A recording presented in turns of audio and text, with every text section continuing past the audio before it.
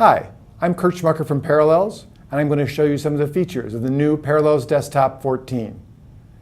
In Parallels Desktop 13, our users have told us that they successfully use more than 200,000 Windows apps. Unfortunately, there were some apps that didn't work very well in Parallels Desktop 13. So our engineers worked last year to make sure that those apps were going to run. I'm going to show you one of them right now, and that app is SketchUp. In Parallels Desktop 13, if you tried to launch SketchUp, you'd get an error dialog that says the OpenGL support is insufficient in Parallels Desktop to launch SketchUp. Let me show you what you get in Parallels Desktop 14. I'll launch SketchUp.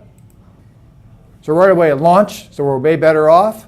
Let me show the performance we're going to get. I'll open up a SketchUp file.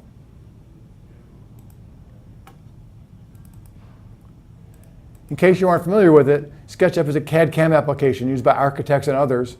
And here's an architectural drawing of a house. And I can show you the performance we're getting now in Parallels Desktop 14 running Windows 10.